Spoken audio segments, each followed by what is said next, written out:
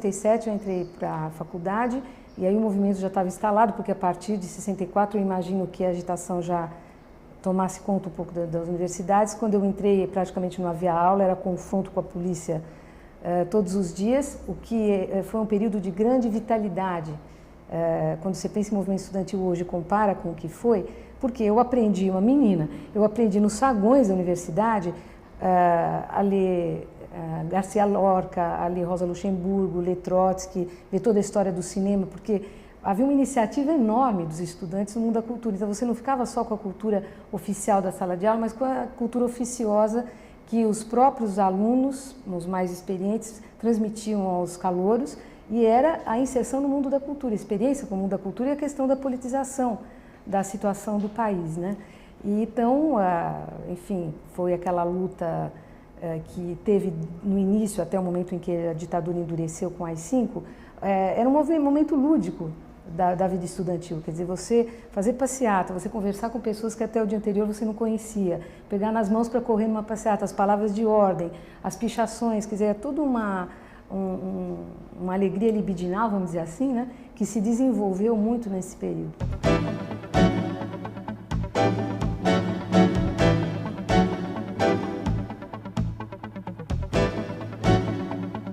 Eu tive a felicidade de pegar na França o pós-68 francês, porque eu fui para a França em 71 e depois em 74, que ainda vivia aquele maio francês. Então você tinha fábricas funcionando por autogestão, você tinha uma publicação da esquerda do mundo inteiro, até do Alasca, para você poder ler, você tinha discussões na universidade, excelentes professores.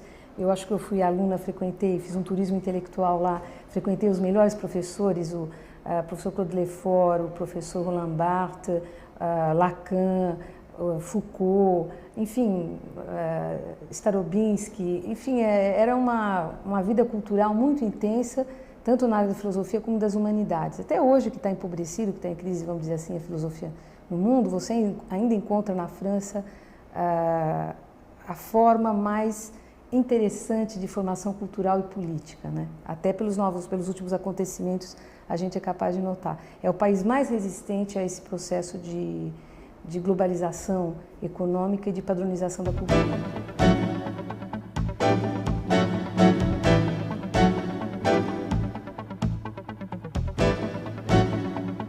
Meu pai foi jornalista, poeta, mineiro, então já havia, assim, minha mãe era pianista, e havia uma convivência já com o mundo dos livros, né? E eu estudei numa escola, que era uma escola francesa, mas funcionava como uma escola pública francesa funciona, e lá eu tive uma professora de filosofia que seduziu todos os alunos, sem nenhuma exceção. Era na época que a minha turma foi a última, antes do golpe de 64, né? Que ainda tinha filosofia no segundo grau, grego, latim, francês, inglês e espanhol. E então havia toda uma conjuntura para que o interesse pelas humanidades tivesse uma interlocução natural. Quer dizer, você ensinar um pouco de filosofia sem literatura universal, sem literatura nacional, sem línguas, você não faz um conjunto e você não desenvolve a cultura formadora, né, no sentido da busca da excelência, da melhor forma de convivência, das boas maneiras, enfim, tudo aquilo que pode trazer a sociabilidade e um pouco contornar as hostilidades do mundo externo. Então, nessa escola eu fui motivada, sobretudo, por essa professora, né, Zelinda Casella, que era professora formada pela Universidade de São Paulo, pela USP. E aí, quando eu entrei no departamento de filosofia, eu fui aluna da professora Marilena Chaui, e desde o primeiro momento, quer dizer, a coisa mais sedutora e a coisa mais expressiva da professora Marilena Chaui era a força filosófica que ela tinha na voz. Era uma coisa poderosa, e não só eu, como toda a minha geração e até hoje, né, a professora Marilena, ela realmente faz um convite à filosofia e ela ensina não só filosofia, ela ensina o prazer de aprender filosofia.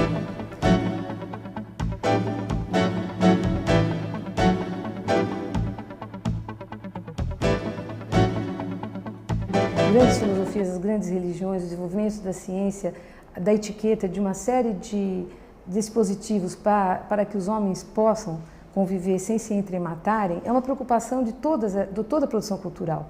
Se você pega, por exemplo, a busca do homem virtuoso, do cidadão virtuoso na Grécia, passando pela Idade Média, que preparava o homem para a santidade e não para a cidade, passando pela dignidade do homem do Renascimento, até o generoso projeto iluminista do século XVIII e começo do século XIX, de que a ciência, o homem deveria ter o medo tolhido pelo conhecimento na natureza através da ciência, teria emancipação política e o fim dos absolutismos e aperfeiçoamento moral. Quer dizer, foi um projeto generoso, mas todo o esforço da ciência, das religiões, das grandes religiões, eu digo, da filosofia, da arte, é no sentido da autoelaboração, não é? Do refazer-se a si mesmo para viver em paz consigo mesmo e em harmonia na cidade.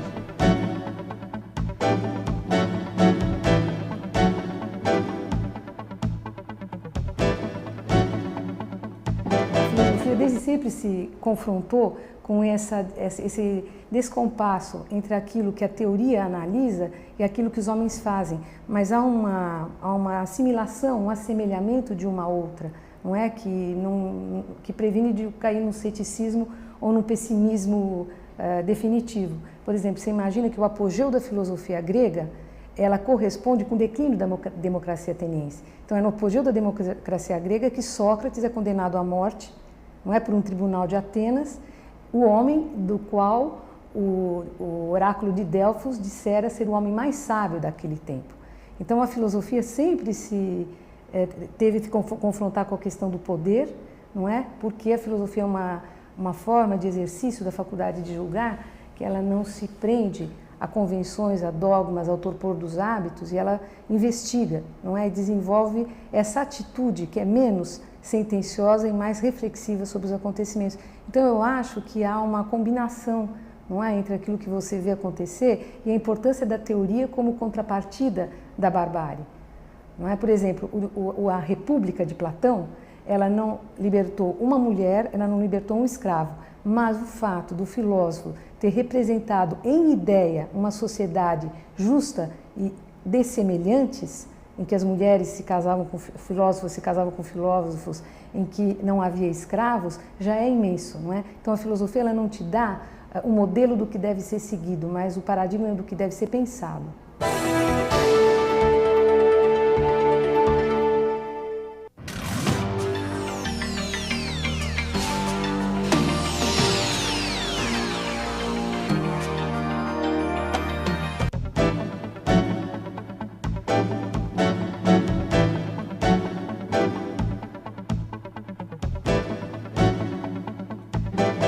A cena primitiva do capitalismo, Walter Benjamin, retoma algumas das categorias de duas obras desse autor, o drama barroco alemão do século XVII e o livro das passagens, ou então o drama barroco francês do século XIX.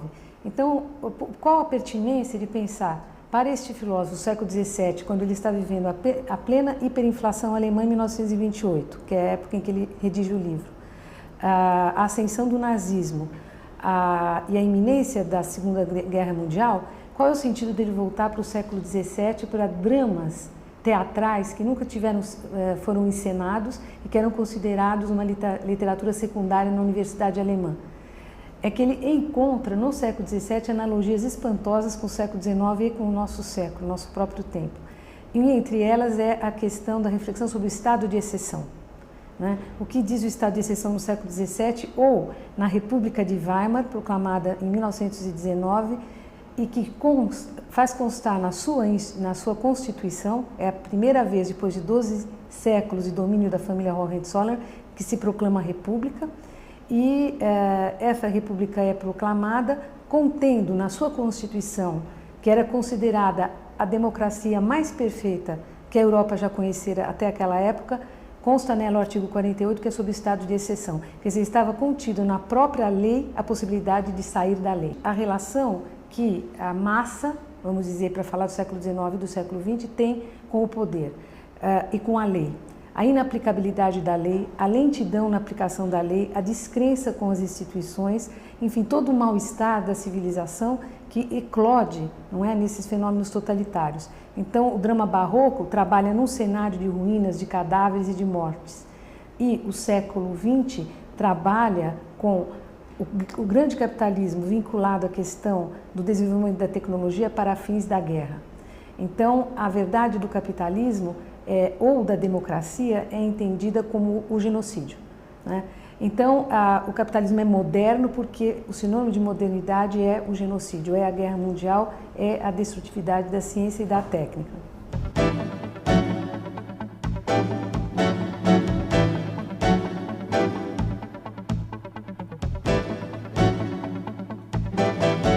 A constituição dessa república, que foi a República de Weimar, ela era considerada a república mais democrática da Europa, que a Europa já tinha conhecido. Ela foi tolerante demais com a intolerância política. Por exemplo, Rosa Luxemburgo e Karl Liebknecht, grandes revolucionários da Liga Espartaquista do começo do século, foram assassinados e nenhum dos suspeitos ou daqueles que perseguiam as linhas de esquerda e de resistência à ascensão do nazismo, que eram tanto contra a Primeira Guerra quanto se preparavam contra a iminência de uma Segunda Guerra, foram assassinados e a República de Weimar não puniu ninguém. Então você tem a permanência de um poder burocrático e militarista, que foi o que unificou a Alemanha e constituiu-o como um Estado nacional, sob a hegemonia da Prússia e de Bismarck em 1871, presentes numa espécie de continuidade temporal, como uma espécie de culminância daquilo que foi gestado antes. Então, na verdade, a República, ela nasce como o lugar da emancipação política, ela nasce como o lugar do aperfeiçoamento moral e ela eclode na guerra. E a Primeira Guerra Mundial já tinha dado a medida das relações entre o desenvolvimento da ciência e da tecnologia numa contraposição com a ética. Quer dizer, é impossível haver, estão em conflito ciência, desenvolvimento científico e ética. Então, havia uma desproporção, como há ainda hoje, entre os poderosos desenvolvimentos da ciência e da técnica e a escassez de recursos morais para lidar com esse equipamento. Porque, veja, se você pensar na Primeira Guerra Mundial, foi o grande traumatismo do século, quer dizer, Walter Benjamin, em especial Freud, diz que os homens não serão mais os mesmos depois da Grande Primeira Guerra. Foi a primeira guerra de trincheira e a primeira guerra da técnica, onde a técnica foi usada maciçamente para o genocídio. Então, você tem o que numa guerra de trincheira?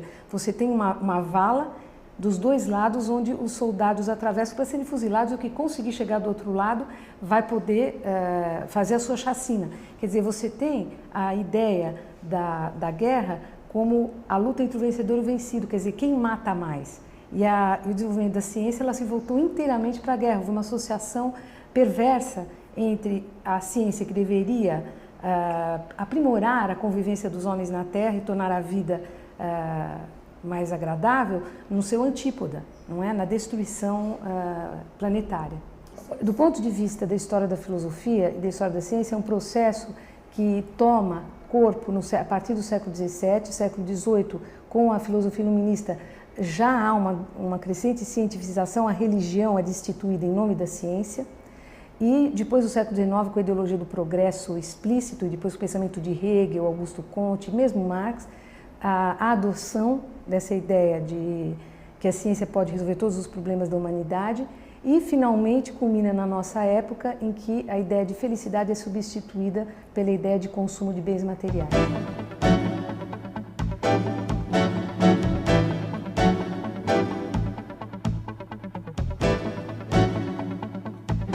No Brasil, nós não vivemos nem bem em uma democracia e nem bem numa república. Por quê? Para conceituar essas duas palavras, nós teríamos que contar um pouco a história dessas palavras. Então, a democracia vem de demos e diz respeito à polis grega. Essa polis grega foi traduzida no latim pela res publica e os poloi, os cidadãos, traduzido por civis, não é? E há uma mudança de perspectiva da polis grega para a civitas latina. Então, a polis grega ela era definida pela participação direta, não é? Pela presença permanente de cada cidadão ao outro. Era a ideia de que o espetáculo e a especulação possuem uma raiz comum, porque tudo se faz na poli à vista de todos, por isso que o teatro nasce dentro de um outro teatro que é a ágora.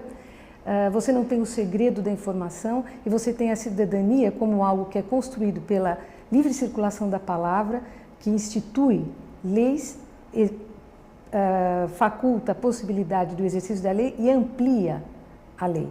A questão da democracia hoje, não só no Brasil, é um conceito que se tornou opaco, porque a gente é obrigado a qualificar a palavra democracia. Democracia política, democracia social, democracia econômica, democracia escolar, então, e até mesmo o pleonasmo, democracia popular. Quer dizer, então, essa palavra ela se empobreceu de significado, nós temos que qualificá-la.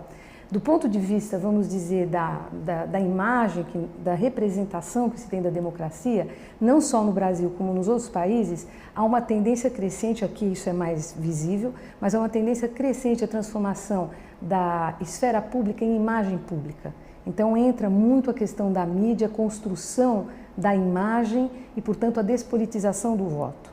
Então, desse ponto de vista, nós podemos dizer que a democracia hoje no Brasil é uma democracia inteiramente despolitizada, porque ela não tem nem escolaridade nem educação política. E ela tem, portanto, a despolitização do voto e a politização da imagem. Do ponto de vista da República, a República se caracterizaria mais do ponto de vista dos seus pais fundadores, se nós pensarmos na República Americana, na fundação da independência americana, a República diz respeito mais ao interesse, não é? E a necessidade de renúncia a certos interesses particulares para poder estabelecer uma convivência entre grupos em conflito. Então, desse ponto de vista, também a lei aqui, que a República é mais governada, vamos dizer, por uma lei que é mais drástica do que uma lei democrática, porque na lei democrática, em princípio, o povo, a massa, pode interferir para usá-la a seu próprio favor. Nessa relação direito e dever, o direito e o dever estão equilibrados. Na República há mais deveres que são considerados do que, vamos dizer, essa expressão maciça de uma vontade coletiva.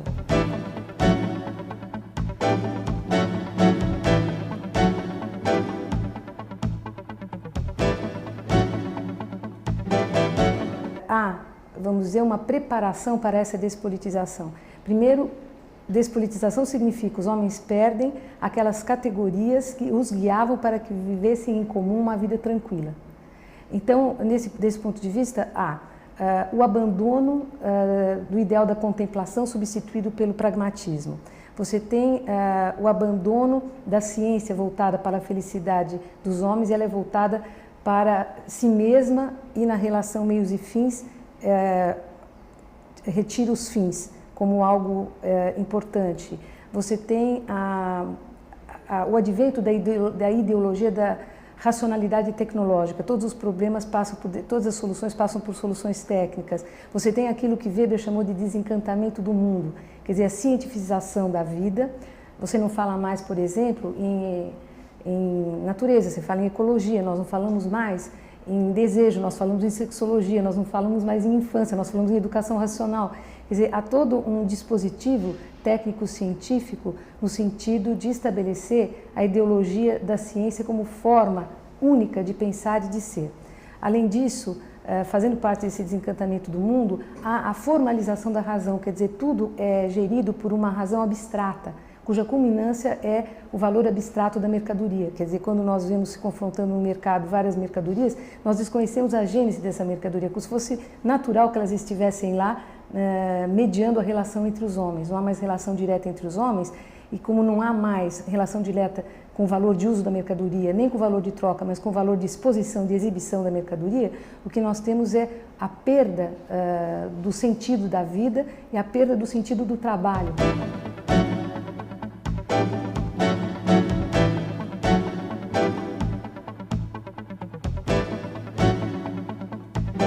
A relação que o brasileiro tem com a lei é uma relação de driblar a lei, por quê? Porque ela é vivida como injusta, como arbitrária, como não protetora da igualdade, mas como promovendo as injustiças sociais. Então, há uma relação que nós chamamos do jeitinho brasileiro, mas é uma maneira de sobreviver a uma lei que é agressiva, ela não é uma lei que protege e que confere sentido à palavra cidadania. Essa questão, por exemplo, de num momento de crise, crise significando um empobrecimento espiritual das democracias contemporâneas, você tem um espaço para o pior da sociedade aparecer. Então, todas as formas de fanatismo religioso, de eugenia, de exclusão, elas se tornam mais evidentes.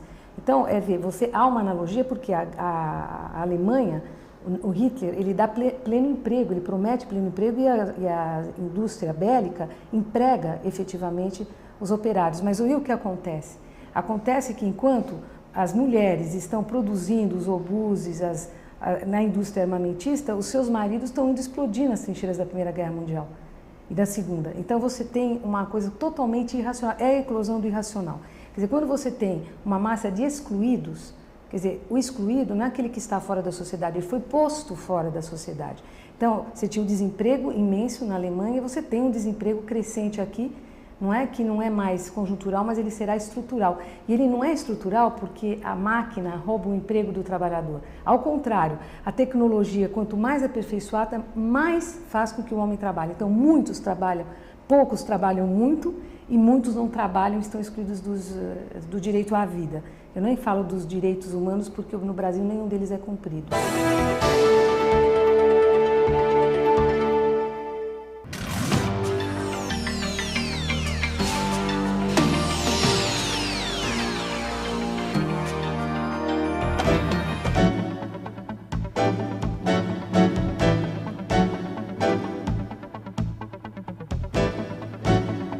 Você precisa se familiarizar com um tipo de linguagem, um tipo de metáfora, um tipo de respiração do texto, e isso requer um exercício de frustração. Quer dizer, ser capaz de paciência, ser capaz de vencer as dificuldades, numa primeira leitura permanecer com o que entendeu e não com o que não entendeu, e aos poucos poder ir desbloqueando, vamos dizer, essa dificuldade de chegar a um texto filosófico. Mas por quê? Porque não há mais filosofia no segundo grau. Não é? Então a universidade fica encarregada, não há sequer um vestibular específico, pelo menos para os alunos que vão para a filosofia, de questões voltadas para a questão da história da filosofia. Então há uma dificuldade, mas que ela tende a ser vencida com esse convívio em sala de aula com o professor, os alunos e a leitura de textos, né, e um acompanhamento desse trabalho. Eu acho que a crise da educação, ela diz respeito a uma coisa mais ampla do que só a questão da educação formal. Eu acho que a educação formal, a educação no sentido humanista, e do meu ponto de vista só existe educação humanista, é aquela cujas disciplinas são formadoras e não performáticas. Quer dizer, uma disciplina é formadora quando ela, pela literatura, pela poesia, pela filosofia, pela antropologia, pela sociologia, enfim, pelas humanidades, ela ensina e amplia as possibilidades de cada um, incluindo o outro com quem nós necessariamente temos de entrar em contato, ao invés de excluí-lo. Então é todo um aprendizado de convivência e de convivência, antes de mais nada, consigo mesmo, que a educação formadora, a paideia, propicia. Não é? Enquanto que a formação média midiática, ela não só rebaixa o conhecimento, como ela está necessariamente ligada a um currículo curto e o professor curto, por isso que vem as licenciaturas curtas. Quer dizer, ao invés de saber todos terem igual acesso à educação, você tem hoje uma educação média midiática, calcada no pressuposto de que a verdadeira cultura é inacessível às grandes massas, e você vai ter a alta cultura de elite, cujos guardiães serão os poucos que terão acesso à alta cultura.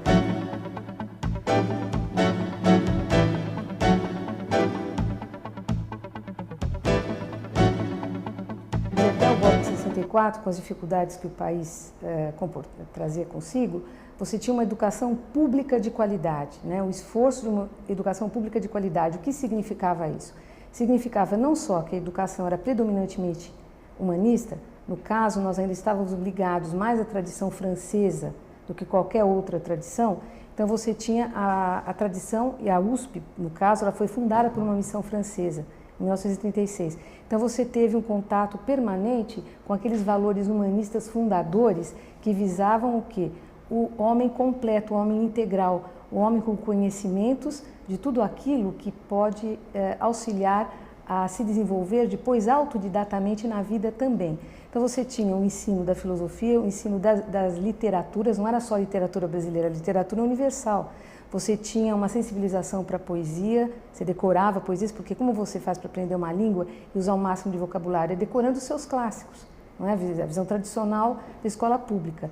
E mais, a coisa mais importante da educação pública é que ricos e pobres dividiam os mesmos bancos escolares. Então, a igualdade de direitos ficava assegurada, porque quer você fosse rico, quer você fosse pobre, você ia ler Proust no original francês ou ia ler Tácito em latim, porque todos tinham acesso à mesma formação. Ministro da Educação, que era o Jarbas Passarinho, que teve uma fantástica sobrevivência política, ele atravessou antes da ditadura, ele já estava no poder, atravessou a ditadura, passou pela anistia e ficou no poder até 4 anos. Então você veja que a continuidade da política e das personagens históricas no Brasil é surpreendente. E foi ele que teve o slogan em 68, que foi uma das motivações do desencadeamento do movimento estudantil no Brasil, era o acordo MEC-USAID, era um acordo que o MEC queria fazer, que o Brasil queria fazer com os Estados Unidos, melhor dizendo, que os Estados Unidos estavam impondo ao Brasil, no sentido da privatização da educação. E o slogan era: o que é bom para os Estados Unidos é bom para o Brasil. E nós sabemos que a educação americana é uma das piores do mundo.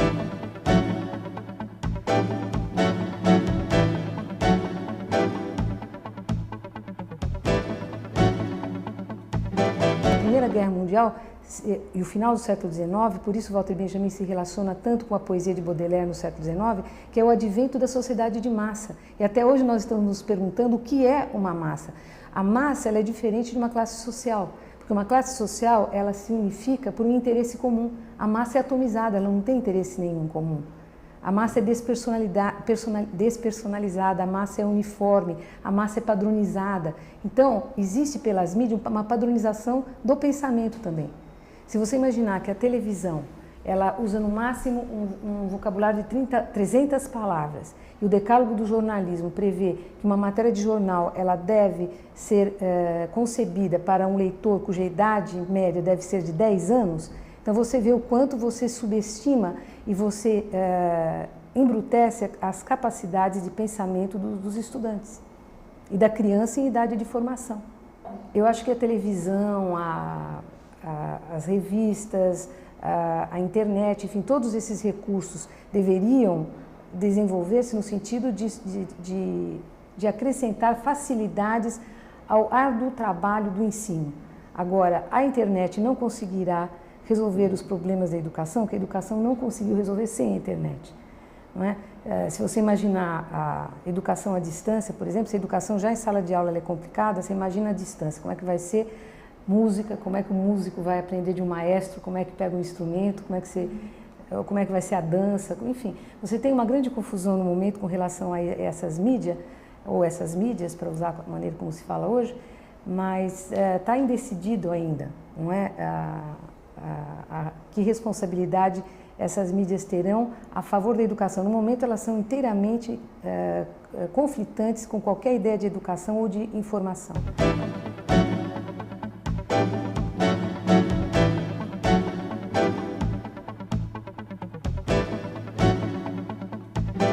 A rádio, a televisão e os jornais são concessões públicas. Então, na Constituição brasileira, consta que as mídias devem estar voltadas à cultura e entretenimento, e informação. Nem cultura, nem entretenimento, nem informação. Então, o que você tem? O problema não é das mídias, o problema é da falta de regulamentação da operação dessas mídias na Constituição. Agora, é claro que você pode dizer, se a sociedade não impõe, não é o exercício da Constituição com as mídias, é porque ele também não tem forças para isso ou está desinteressado disso.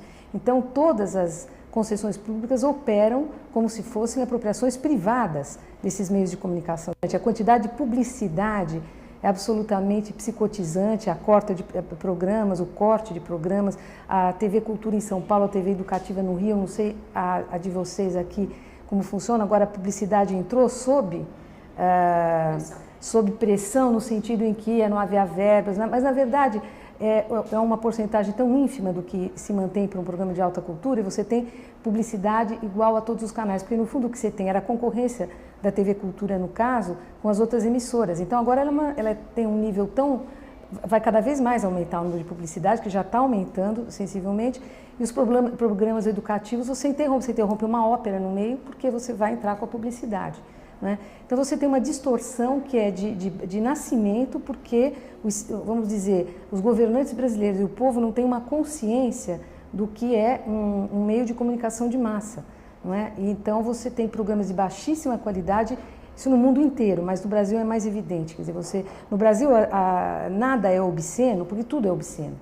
Então você não pode dizer que a educação, que a televisão, no caso, em particular, no Brasil, tenha alguma função educativa. Você pode ter um canal ou uma programação que são de qualidade, mas não fazem escola. Não tem continuidade nenhuma. E por isso mesmo, quer dizer, milita no sentido da barbarização da cultura e da deseducação das massas. Quer dizer, o tipo de linguagem, o tipo de oralidade, o tipo de condutas ofensivas, a maneira como é ensinado diuturnamente a violência, a prática da violência estimulada, enfim. Há uma série de composições na operação da mídia brasileira que é muito grave.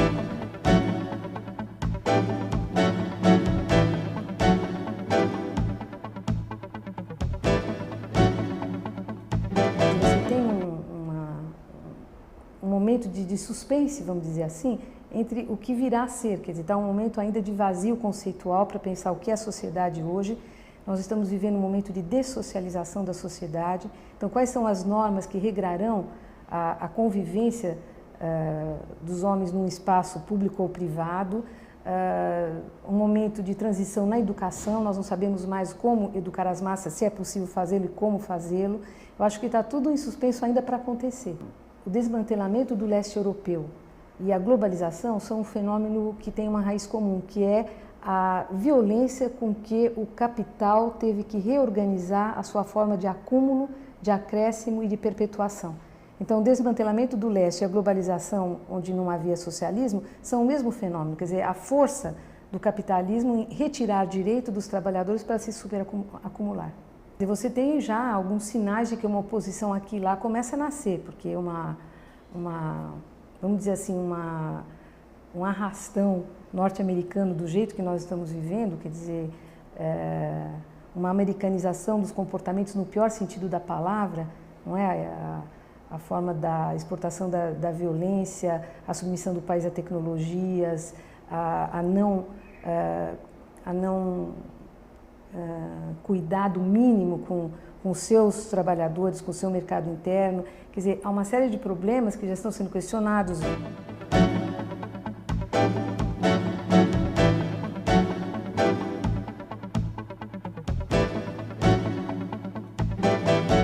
Se o Brasil pagasse toda a dívida ao FMI, a função do FMI desapareceria. Então, o FMI precisa da dependência dos países subdesenvolvidos ou dos países semiperiféricos, como o Brasil e os demais países da América Latina. Você veja que a África é um continente completamente esquecido e excluído da condição humana. Não entrou em nenhum dos 3 blocos de poder. Eu sou a favor de uma auditoria na dívida externa, ver a quanto nós contratamos essa dívida e a quanto nós a estamos pagando hoje.